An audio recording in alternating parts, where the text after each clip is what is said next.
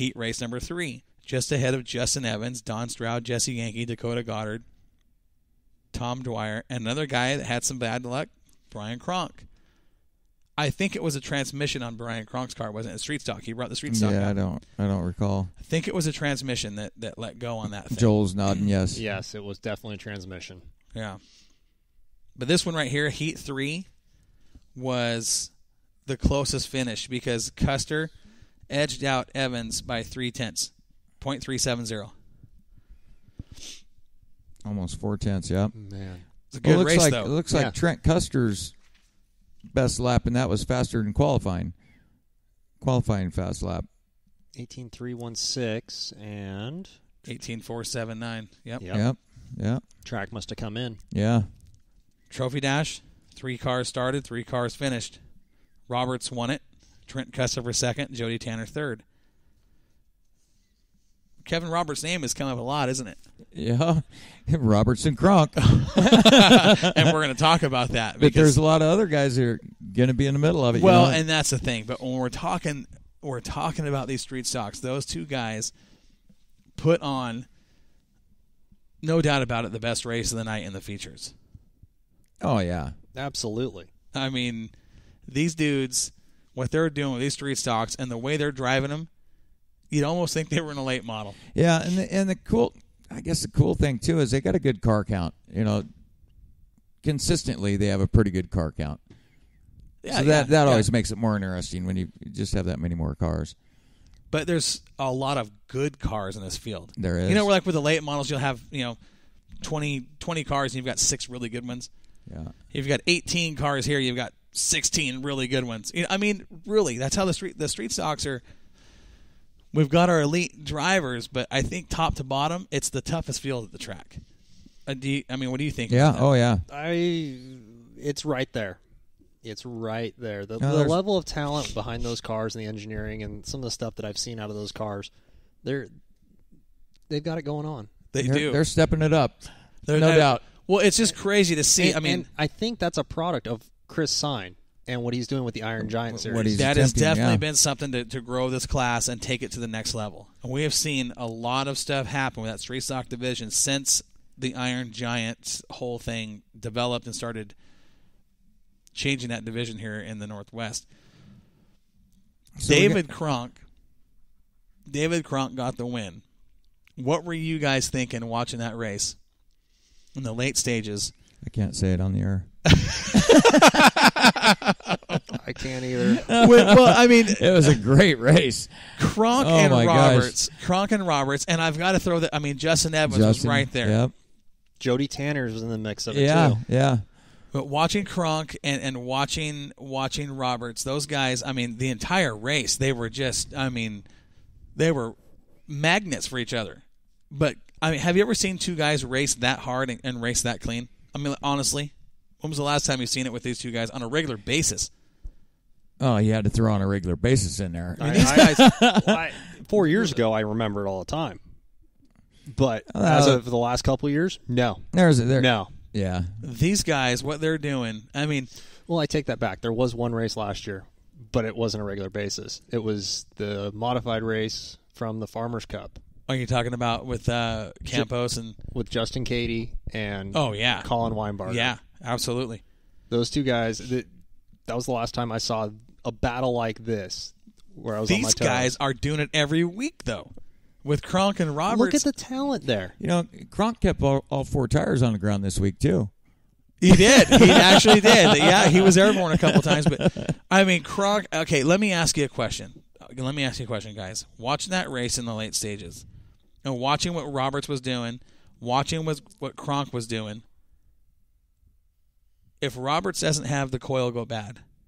That was a shame. Who wins that race? Honestly, it was so close. But who would you, watching what you were watching up until the coil going bad on the 88? It was too close call. It was coming down to the checkered flag, and absolutely, that's all there is to it.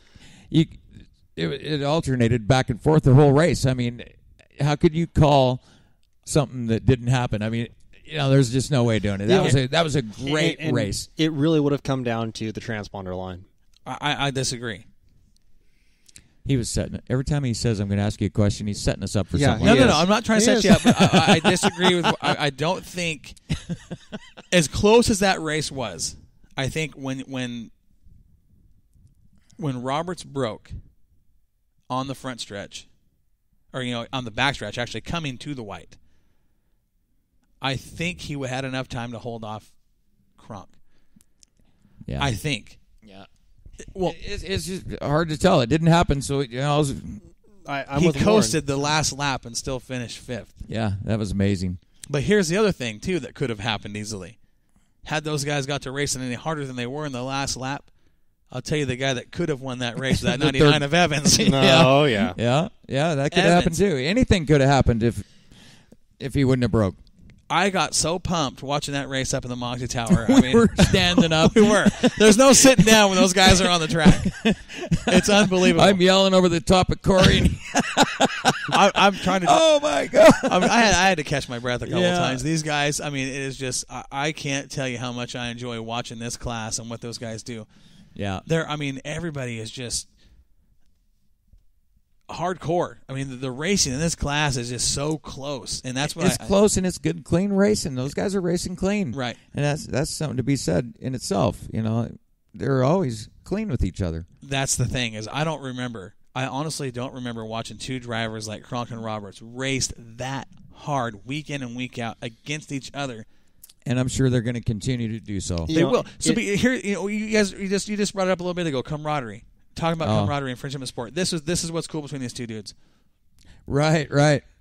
Roberts breaks and coasts around the last lap and still finished 5th. Pulls up off the track and can't make it back to his pit area.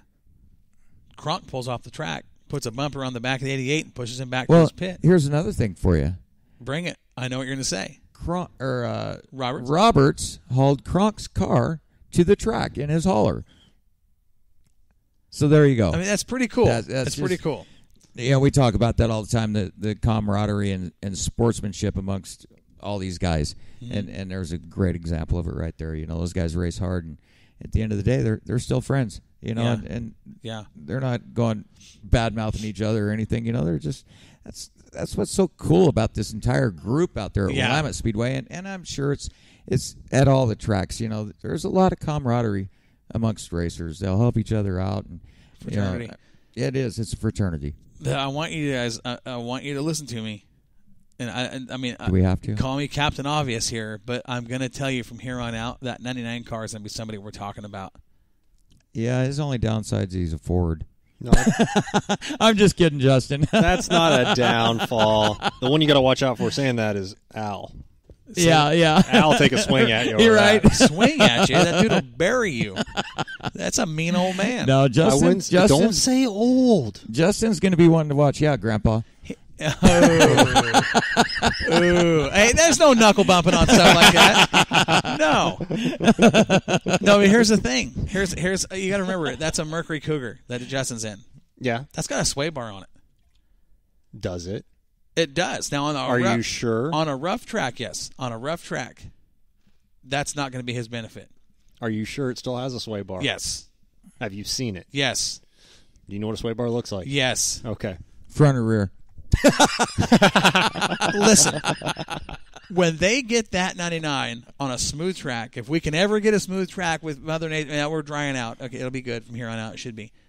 He's going to be right. This is going to be fun to watch. Those three cars. This class is phenomenal. It truly is. I really have been more excited watching this class this year, even part of last year, than I have watching any other class at the track. I mean, I have to concur on that. They've brought it. They have, and as They a have. race fan, I mean, it's worth the admission right there. Yeah. I mean, we know how awesome the modifieds are, and the super sports, and the late models. We'll the talk big- about them in another segment. We will. But this class of cars is just the racing that they're putting on is it's so freaking exciting. What's this? Monkey see, monkey do? I got to stand up. It's killing me. This hard seat. Joel's holding his back and his stomach. I can't figure out what he's got going on. Poor Joel. Yeah, poor Gets guys. beat up on the show. Poor all the kids. time. Kids these days. Yeah. So, yeah, I just can't wait to the next race. We've got these guys there. Yeah, it's a shame we got the weekend off. I know. You guys have the weekend off. That's right. Sportsman cars, guys. Sportsman, Sportsman. bring it. Do you remember who the fast qualifier was at Willamette Speedway Saturday night? And the Sport. Sportsman, I don't recall off top. Look at that list. Oh, it wasn't a Sportsman. It was a Sport Mod. It was Oh, Lauren Cruzy. Lauren Cruzy. Now that car, Lauren's got to be feeling pretty good about that, getting that sport mod dialed in. Yeah. Yeah, it's not a bad race car. And you've seen him get better every race That's too. the He's, thing. he's getting a handle on He the is- car, he is. figuring out what it needs and what he needs to do, and he's coming with the car. It takes a lot when you're going from a leaf spring car to a 3-bar. That's Sure. a huge difference. It's a huge swing. You've got to learn. I mean, and we talked with Brian Winkler about it. He went from the leaf spring car in his Sportsman to a 4-bar car in his Super. It's a huge swing. You've Yeah. got to learn. Everything's inverted. yeah. There's a lot of differences when you start talking shock and spring packages, suspension adjustments, all that fun stuff. There's huge differences in that. So he's getting it figured out because that 31 Sport Mod has been racing against these guys, and we kind of talked about the differences. I know you're down there in the middle of the track and can't hear what Warren and I are babbling about, but It's probably a good thing. talking about the differences between the Sport Mods and the Sportsman cars, the tires, and just the difference between the two cars. I think the fans found it interesting. Some fans don't even realize they're on different tires. There's that people that just are there for the entertainment and aren't hardcore like a lot of us are. They're probably a lot better off. Probably. But let's talk about this, because if you look at the top 6 cars in qualifying are all separated by less than half a second. It's a pretty competitive field. Okay. And look who's on that list. Yeah. Lauren Cruzy, Jeff Rash, James Slover, Ryan Emery, the Zero of Clyde Rood, and Sandy Sanders were your top 6. Sandy's a former champion. Sandy's a legend. He is. Really. I mean, I cannot remember not watching Sandy Sanders race. Yeah, he's been there a minute. Yeah, a few minutes. Yeah. But then look at who's right behind those guys. Jody Tanner, Jeff Marson. That's a nice car. Titus already has a feature win. He was 9th fast. Lindquist, the half evil car. Yeah. Casey Rhodes, the 55. I mean, 11th fast. That I was kind of surprised to see that, because we know how fast that truck is. He led for a while. Remember he did. that? Yep. That's a good little truck. I mean, we've seen that truck win a lot of races at Willamette Speedway. Hackney, and then Dakota Goddard was, figuring out that new car, the new setup, and we talked with him after the show, and he was kind of like, man, he goes, I learned a lot tonight.